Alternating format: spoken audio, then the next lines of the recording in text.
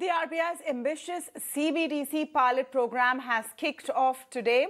The CBDC is touted as a game changer in the way we make payments and transact. Basically, the e-Rupee, the digital rupee, has become a reality from today, and it is the RBI's counter to the crypto craze in a sense. What it promises or claims to do is make payments more efficient, make remittances cheaper, and increase regulation of cryptos. India has led the way in digital payments with UPI, and now it seems to be making serious headway in the next tech upgrade. But before we dive into what this really means, is this going to be a game changer as is claimed or not?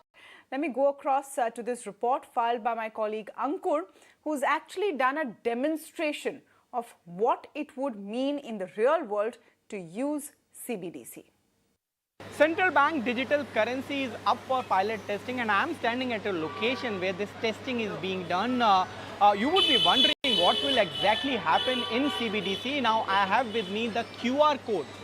This QR code will be used for transferring of central bank digital currency to small merchants for payments as it is done in UPI. Now this is different kind of QR code which is being used. Remember, this is just a testing purpose. The final outcome of testing may be different, but as of now this is what the QR code of central bank digital currency look like. We also have with us the owner of this shop where RBI will be testing. मेरा आपसे पहला सवाल यही है कि आपसे क्या बोला गया है कि किस तरीके से ये टेस्टिंग की जाएगी और इससे क्या फ़ायदा होगा? क्या आपको कोई ऐप डाउनलोड करने को बोला गया है? हाँ सर, ऐप डाउनलोड करने को भी बोला गया है हमें। जैसे कि वॉलेट वाला ऐप कुछ है वो हिसाब से वो होगा और डाउनलोड आप वो करवा के देंगे हमको। बैंक वाले RBI वाले करेंगे या फिर IDFC वाले करवा के देंगे, ऐसा हमको बोला गया है। और इसका फ़ायदा तो मैं बोल ही चुका हूँ क्योंकि मतलब ये 8वीं से लेके लास्ट तक का डिपॉजिट कर सकते हैं पैसा, और ये इस बैंक में या RBI बैंक में कनेक्शन होने की वजह से पैसा हमारा सेफ रहेगा। दूसरा तो ये बैंक बहुत मतलब RBI गवर्नमेंट बैंक है, इसकी वजह से लगभग अच्छा ही वो होगा result. As he was explaining the benefits of CBDC, the small denominations which were a problem for payments earlier, which was solved by UPI. Now we need to wait and see whether or not this could be the UPI moment. You would have seen that how UPI became a success over the years. It will be seen after the launch of CBDC whether or not this is the UPI moment for India. All right, to speak more on this, I'm joined now by Ajeet Khurana of Reflexical, Jaya Vaidhyanathan, BCT Digital with me on the show. I'm speaking with Jaya Demidova of FIS and Manoj Dalmia of Proassetz Exchange. Welcome to all of you, and thank you so much for speaking with us. Now, I want to keep this simple so it's clear to our viewers what we're really talking about. And let me start with Ms. Vaidhyanathan and your views. Is this really going to be a game changer? Because right now it's difficult to distinguish real world usage between e-currency or the digital rupee and a usual transaction based on UPI or any other online payment method. So it's good to demystify the difference between a UPI transaction and what goes on with the digital rupee, because principally they're quite different. Digital currency is nothing but what you make on a UPI is nothing but a digital representation of what you have in physical form in your bank account. And a digital rupee, it's not a representation of a digital currency, physical currency underneath. So the transaction costs are quite going to be different. It is more in terms of what you buy once and then it's wallet to wallet. So there is the issue of anonymity, and it is a counter more to the cryptocurrency on that side rather than replacing what you do with a UPI payment. So with cryptocurrency, there was always the question that came about with countries saying, is that deregulated? What is the settlement risk, etc.? And with the FTX crash happening, a lot of the fears came true, where it said that it's underlying a platform where settlement risk is an issue. So it is a form of currency which is not in physical form, which is not representation of the physical currency underneath like a UPI payment, but at the same time, it's backed by sovereign guarantee on settlement. So it's a healthy balance between what you think of in terms of a UPI payment as well as a cryptocurrency in short form. Ms. Julia, the question is that if it's going to be a counter to crypto, as Ms. Vaidhyanathan said, then is it... Of course, maybe just, on top of, what the panelists, the colleagues, have said, CBDC is a new digital, format of money. But ma'am, if I could just pose my question, if that's all right. My question is that if it's supposed to be a counter to cryptos, it's India's own e-Rupee, is it really going to be an alternative if you can't make money off it? The reason that people like cryptocurrencies is because they track the value of Bitcoin and, for example, and they like to make money off it. It's an investment. This is not an investment. Without that investment shine, why would anyone want to use the e-Rupee is what I'm trying to understand. Why are we calling it a game changer? Of course, maybe I can just, elaborate on, types of money you have today. And of course, at FIS, we support, different alternative payment methods and, we support, digital assets. CBDC is a new digital format of money and digital payment of method issued by the central bank. Of course, some are saying that, this is going to be the next evolution of money. CBDC, I think, will be a major source of innovation and it, will have a new payment and money features and functionalities, such as, programmability. And today we don't have, some of these new features and functionalities with our money. Of course, while there will likely be different configurations of CBDC around the world, most agree that CBDC will be a direct claim on the central bank, fully fungible and exchanged at par with other forms of fiat and the commercial bank money. Money has taken, different forms, over the centuries, and today there are two main types of money. I think, as my, colleagues on the panel have said, there are two types of money in existence today: the central bank issued money and the commercial bank issued money. Of course, while I think, both are national denominated unit of account, the difference is where the liability is. The central bank money is often considered, to be the safest form of money, and there is no credit, or liquidity of risk associated, with, central bank money, and it usually comes in, two forms, cash and also as reserves. Reserves are of course available, to commercial banks today. We did actually, at FIS, we did a market sizing on CBDCs, and we found that CBDCs could capture up to 20% of total global payments by 2030, and those would be amounting to $2.2 quadrillion.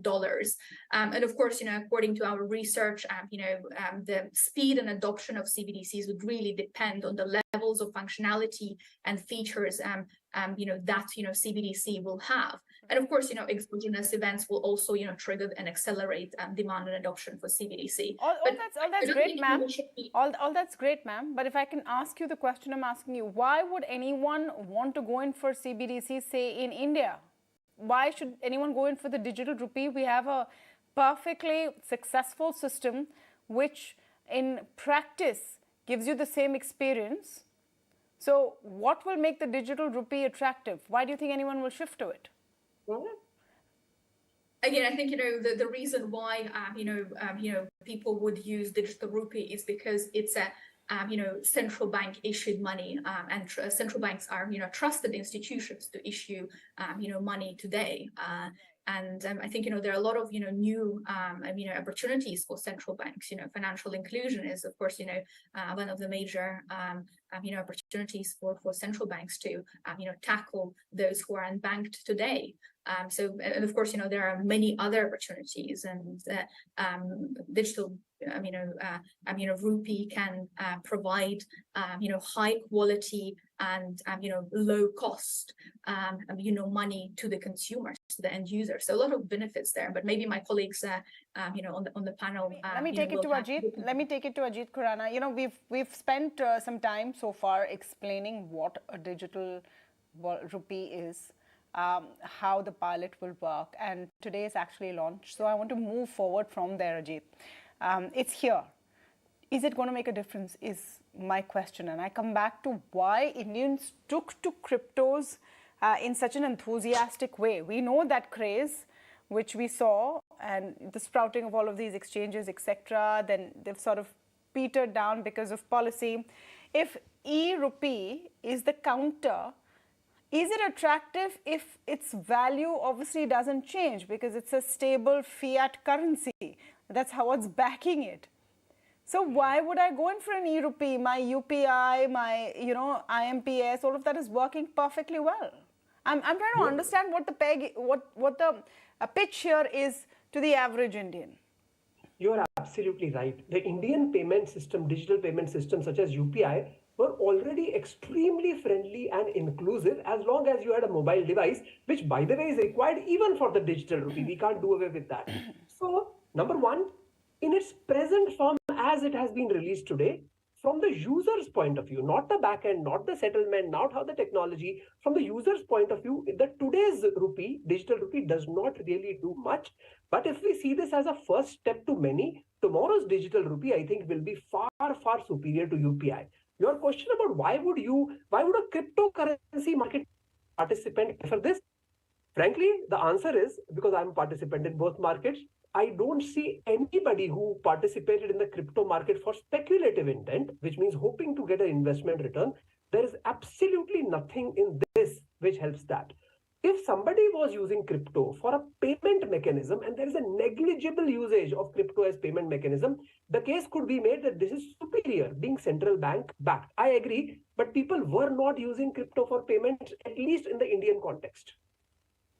Right, you're absolutely right. Cryptos weren't being used for payments. They were not allowed at all from the get-go. That was very, very clear that nothing else but the rupee or any, fiat-backed currency will be used for payments. So again, what is going to be the game changer? Manoj Dalmia, I've been waiting since yesterday. I've been tracking the story to hear a strong case for the e-Rupee. Apart from everything, of course, in the RBI's press release, it sounds great with the first off the block. Frankly, I still don't get it. Can you make a persuasive argument? Hi, everyone. Actually, I'm more bullish about the e-Rupees of by the RBI and the government because sometimes India is approaching of the digital currency like that. Is far different from the cryptocurrency and everything. So government is do not promote the cryptocurrencies and everything. So they will promote their currencies and the stable coins, just like the stable coins, and it's fluctuate just like the INR such a way. So I think it will be accept more and more, and the transparency in the society and the payment system is more feasible in the blockchain because the government introduced own blockchain is there. So as a cryptocurrency, that there is no permission of the blockchain. They can use any blockchain of that. So I think there is a lack of transparency, is a great transparency in the payment system, and the government have accountability of the possession of the currencies or the hold of the money with the users and the Indian citizens also. So I have one thing more that in spite of that, the cyber security is the main concern of that. So no one are talking about that. How do we control over the cyber security in the banking system or in this payment system, in the wallet system we are talking about? My concern is more about that. Is your argument that this is safer? Is your argument that e-Rupee is safer than the current banking system? I doubt, because right now you heard about that the AIMS server is hacked and no one can do anything. And so we have to generate an ecosystem like a cyber security, just like army, the digital army, and we have to protect our citizens. That's a broader point that you're making. Yeah. Let me bring it back to Jaya. Let me bring it to Jaya Vaidhyanathan. I'm reading a report right now that bankers, of course, none of them are being quoted, are saying this is actually more work for us. E-Rupee is more work for us. The way you settle it is different from, the regular online payments, and the volumes are right now low. So the product has to have an inherent feature which is either bringing utility, which is bringing value, which is bringing something to the end consumer for it to work. Is there a case for CBDC? There are a lot of cases for CBDC, Tamanna, and I think it's a combination of a lot of valid questions that you asked. Now, who is going to be using this CBDC? So there are two categories of what you're talking about. One is if I'm comfortable with UPI payments, why would I be looking at this? See, the technology is quite different and the uses are different. It is going to be work the first time around to quickly answer your question. But once it's set up, then with more and more adoption, the cost is going to come down significantly. It is backed by blockchain technology, which is known to be safer. And it's the fundamental of blockchain is that it's immutable, which means that it's going to be like a centralized repository where you store once and subsequent use cases are going to be much higher. So from a user point of view, it also brings in security and anonymity to your transactions. You buy it once from a commercial bank, post that the way that you trade is going to be a lot more anonymity, and therefore privacy is going to be something that is, a significant feature of this currency. Second, you asked if, I'm doing crypto and I'm on speculatory mode, why would I enter this? This is not designed for speculators. If I am somebody that wants to use this as a convenience in form of a platform, cryptocurrency was used because it was decentralized, but it did have significant settlement risks. In this case, there's no settlement risk. I'm very comfortable with it. It's going to be work the first time around. It's a pilot, but you understand, Tamanna, that we spend more than 5,000 crore of rupees every time just printing currency. And it's a massive waste. The whole world is moving towards sustainability. We need to bring costs of all of this massive printing down, and also a way of tracking all of this. So I think it's going to be work first time around, but subsequently, it's going to be a much better form, more efficient mode of transfer and all of that. Okay, one clear answer I've gotten is cost of printing. Cost of printing goes down. Ajeet, is that the future where right now currency is issued by various countries? Their central banks issue currency and it's backed by a sovereign promise, right? That when I give someone a 10 rupee note, it's a promise by the Reserve Bank of India that yes, this 10 rupees is 10 rupees. It's not going to become 8 or 11 tomorrow. So is this the use case? That in the future, these printing of notes will not really be required and you'll move to a different method altogether? So if you look at the volume of transaction, the largest transactions even presently are digital. That means they don't involve currency notes. But the largest number of transactions, the micro transactions which happen at retail level or between individuals, in number of transactions, it's almost all currency note based. While the RBI policy note or whatever concept note of 7th October, just a month and a half ago, says this is not meant to replace the currency notes.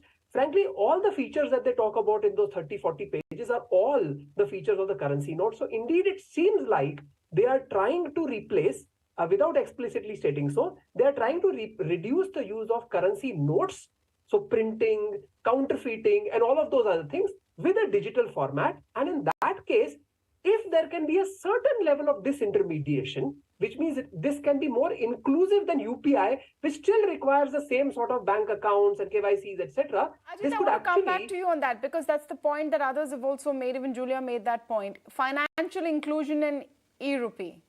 How is that going to happen? Why is that going to happen? By financial inclusion, you mean you give financial services to each and every person in this country. In far-flung corners where you might not have electricity, internet connection, you still offer financial services.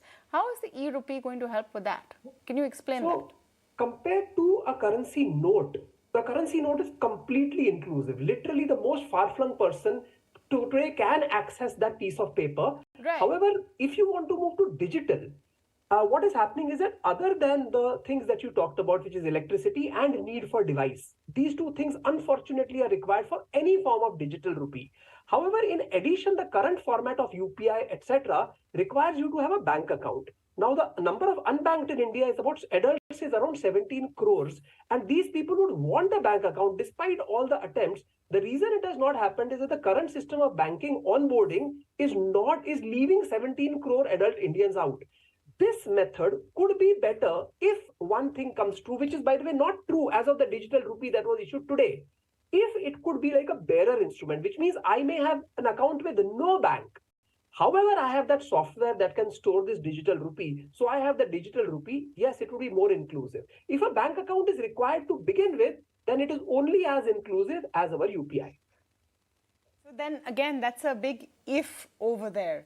I've got Julia back on the line with me. Julia, would you want to add to this conversation? We're trying to understand how this can go further. I mean, it's great to have a pilot launch, all the fanfare, that's great. But on day one, we need to talk about whether it's really going to move to the next step or not. Excellent. Thank you so much for your question. Very good, question. I think, there are different, policy objectives, and there are different design objectives, and we have discussed, some of those design decisions today. I think part of central bank's mandate is to very much provide the resilient, secure, and accessible money and payment means, to the end users. Central banks are the guardians of the financial stability and effective monetary policy, and they need to maintain the integrity of the payment systems. And of course, looking at modernization of payment systems today and how we can reshape the payment, services is very important. Going to the financial inclusion point, I think that's very important, but that's not the only kind of policy objective that central bank would pursue. There are a lot of other objectives. I've mentioned financial stability, monetary sovereignty, access to central bank money, transparency, privacy. Again, there are different levels of transparency and privacy that could be configurable to digital rupee, and of course inclusion of those who are unbanked today, or for some reason they don't trust the banks, and they don't believe in the system. So there is an opportunity to make cash, digital rupee, accessible, to those who are unbanked today. And maybe quickly on the pain points, we have mentioned that the cash is declining today. Again, I think all the central banks across the globe have indicated that CBDC will be complementary to the existing payment means, and cash is going to stay for those who want to pay in cash. But there are other pain points that central banks are trying to tackle globally.